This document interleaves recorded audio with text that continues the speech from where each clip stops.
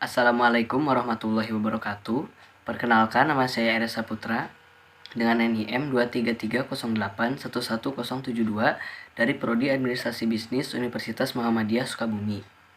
Di video ini, saya akan memaparkan materi untuk memenuhi ujian akhir semester mata kuliah Pendidikan Pancasila dengan dosen pengampu Ibu Eriska Ginalita Dwi Putri SHMH. Adapun materi yang akan saya sampaikan yaitu tentang tantangan menjaga nilai-nilai Pancasila di masa sekarang. Era globalisasi tak hanya memberikan dampak positif bagi kehidupan masyarakat Indonesia. Perkembangan zaman dan teknologi di era globalisasi juga menghadirkan berbagai tantangan, khususnya terhadap nilai-nilai Pancasila. Tantangan Pancasila di era globalisasi harus diantisipasi oleh seluruh masyarakat. Setiap orang harus memahami bagaimana menghadapi tantangan Pancasila di masa ini.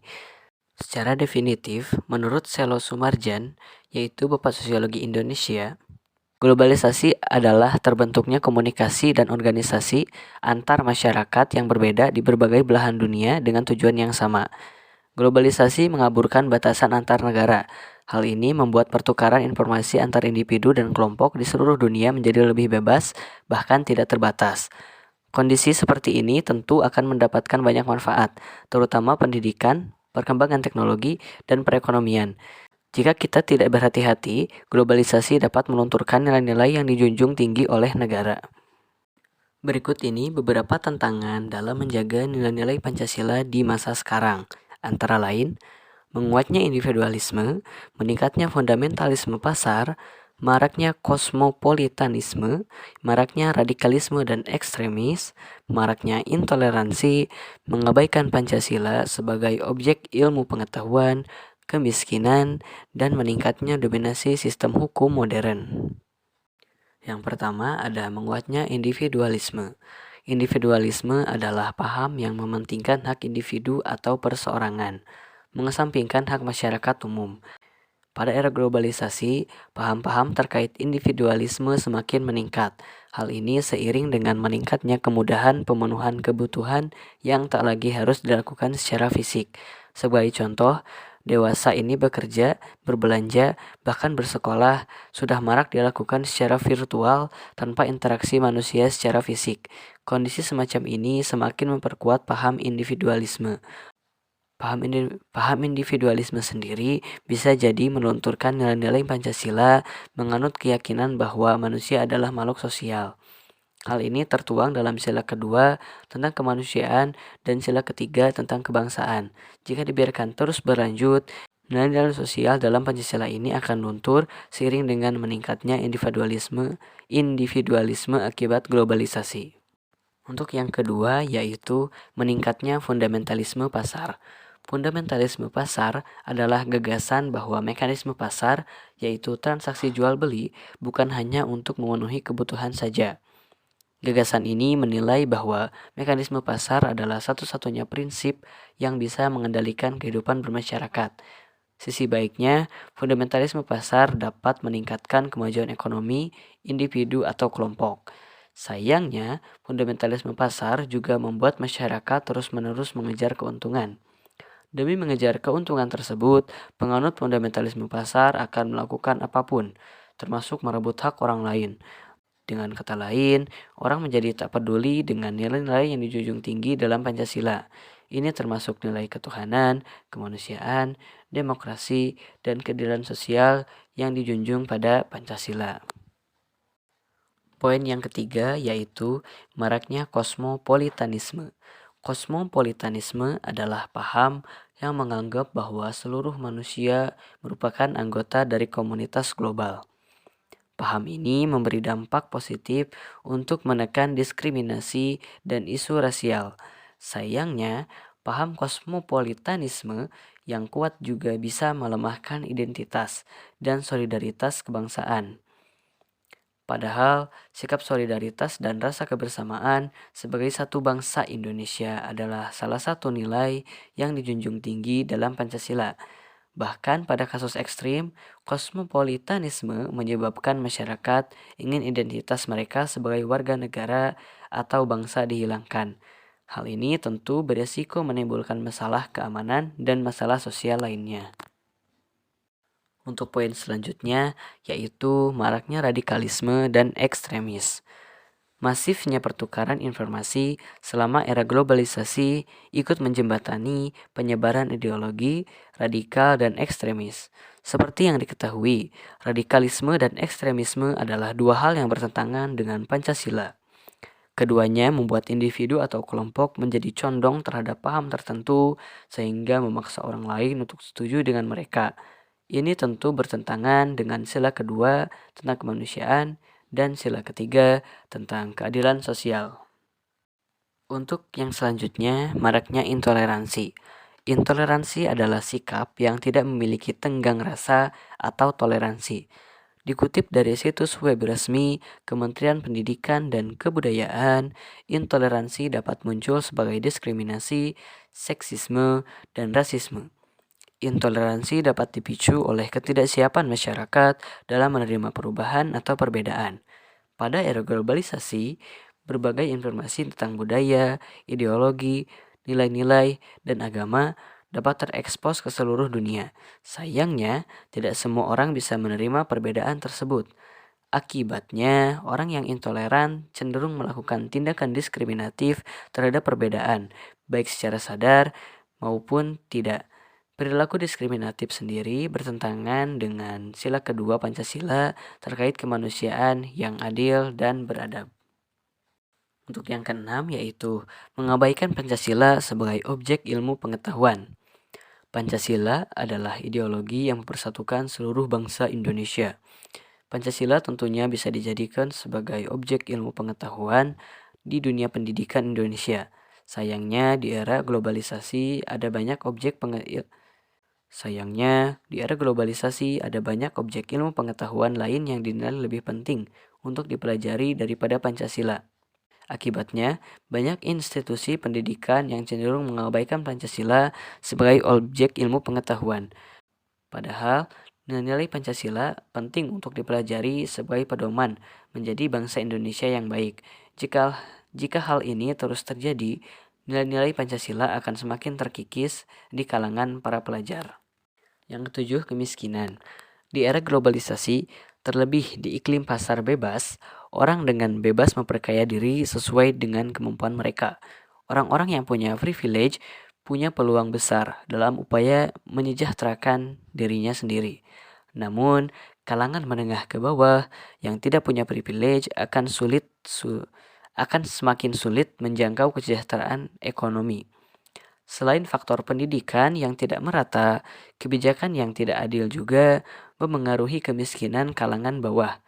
Hal itu menjadi tantangan tersendiri bagi nilai-nilai Pancasila, terutama sila kelima yang menyebutkan keadilan sosial bagi seluruh rakyat Indonesia.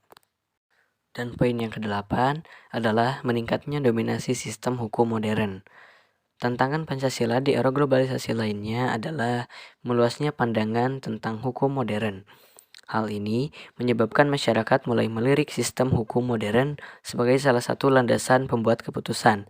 Sistem hukum modern yang dimaksud termasuk sistem hukum bangsa Barat yang erat kaitannya dengan kebebasan individu.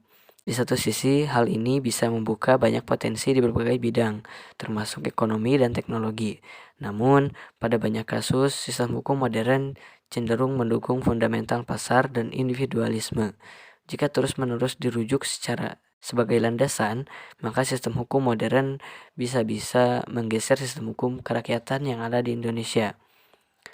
Jika terus-menerus dibiarkan, maka kesenjangan ekonomi dan sosial dapat semakin tinggi.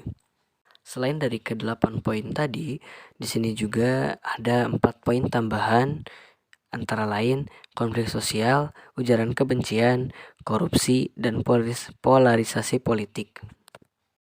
Untuk yang pertama, konflik sosial. Konflik sosial di era globalisasi juga menjadi tantangan berat bagi Pancasila. Konflik tersebut bisa terjadi karena banyak hal seperti protes masyarakat terkait kebijakan, ketidakadilan dan pemerintah terhadap rakyatnya, dan lain sebagainya. Konflik tersebut semakin banyak terjadi, apalagi berkaitan dengan hajat hidup masyarakat kecil. Pancasila ditantang menyelesaikan masalah tersebut khususnya yang berkaitan dengan persatuan dan keadilan, terlebih dalam sila kedua disebutkan kemanusiaan yang adil dan beradab. Yang kedua, ujaran kebencian. Di masa ini yang syarat akan perkembangan teknologi, ujaran kebencian marak ditemukan, terutama di media sosial. Kebebasan berpendapat yang seharusnya mengarah ke debat logis berubah menjadi lontaran ejekan yang berdasarkan subjektivitas. Ujaran kebencian tersebut berisiko menimbulkan perpecahan antar masyarakat. Itu menjadi tantangan berat bagi Pancasila untuk tetap bersatu selaras dengan sila ketiga Persatuan Indonesia. Poin yang selanjutnya yaitu korupsi. Praktis korupsi merusak kepercayaan masyarakat terhadap pemerintah dan sistem. Penegakan hukum yang tegas, transparansi, dan penguatan lembaga anti korupsi dapat membantu memberantas korupsi. Pendidikan anti korupsi juga diperlukan untuk membentuk sikap yang tidak toleran terhadap tindakan korupsi. Dan yang keempat, polarisasi politik. Perbedaan pandangan politik yang tajam dapat menyebabkan polarisasi dalam masyarakat. Upaya untuk mencapai kesepakatan dan harmoni dalam menerapkan nilai-nilai Pancasila memerlukan dialog pembangunan, pemahaman bersama, dan peningkatan kapasitas berpikir kritis dalam masyarakat. Cara menghadapi tantangan Pancasila di era globalisasi. Cara yang bisa dilakukan untuk menghadapi tantangan Pancasila yang terjadi pada saat ini adalah dengan mempertahankan dan memperkuat penerapan nilai-nilai Pancasila sebagai ideologi bangsa. Salah satu upaya mempertahankan Pancasila di era globalisasi ini salah satunya tertuang dalam Pasal 32 Undang-Undang Dasar 1945. Berdasarkan pasal tersebut, disebutkan bahwa pemerintah harus memajukan ilmu pengetahuan dan teknologi dengan menjunjung tinggi nilai-nilai agama dan persatuan bangsa. Perlu diketahui bahwa upaya menghadapi tantangan Pancasila ini berlaku untuk semua lapisan masyarakat. Artinya, baik pemerintah, masyarakat, maupun organisasi sosial lainnya harus berkolaborasi untuk menghadapi tantangan. Berikut ini beberapa cara untuk menghadapi tantangan Pancasila di era globalisasi yang dapat kita lakukan, yaitu yang pertama, menanamkan nilai-nilai Pancasila di setiap aspek pendidikan di berbagai jenjang. Yang kedua, menetapkan regulasi yang mendukung nilai Pancasila, misalnya kebijakan menghapus monopoli pasar. Yang ketiga, mempromosikan sikap cinta tanah air dan bangsa dengan menunjukkan kekayaan dalam negeri, baik dari budaya, teknologi, dan sumber daya alam. Yang keempat, mengidentifikasi kebenaran informasi sebelum mempercayai atau menyebarkannya. Yang kelima, meningkatkan partisipasi masyarakat dalam mengambil keputusan dan menjunjung tinggi demokrasi. Yang keenam, berinvestasi di sektor pendidikan, kesehatan, dan kesejahteraan lingkungan untuk menciptakan sumber daya manusia yang berkualitas dan mampu bersaing di era globalisasi. Yang ketujuh, mengutamakan keberlanjutan lingkungan dan memastikan kegiatan ekonomi tidak merusak lingkungan. Yang kedelapan, menyusun regulasi yang adil dan tidak menyengsarakan rakyat sesuai sila kelima, keadilan sosial bagi seluruh rakyat Indonesia. Dan yang kesembilan, membekali anak-anak dengan nilai-nilai Pancasila sehingga bisa menjadikannya bekal di era globalisasi.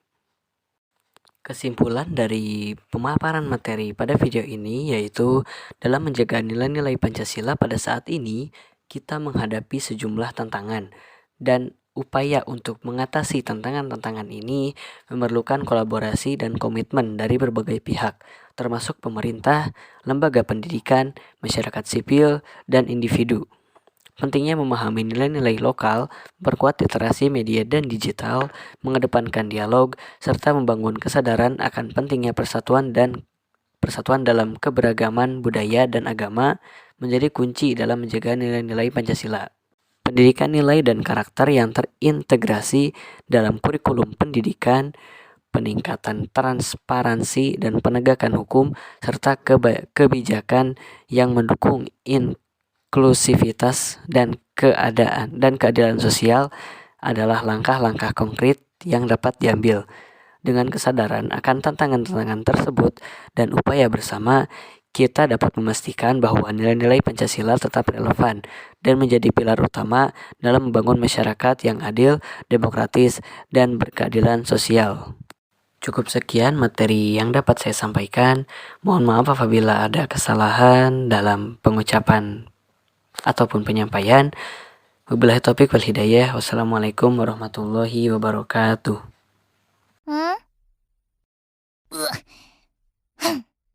Biong biong biong biong. さよなら。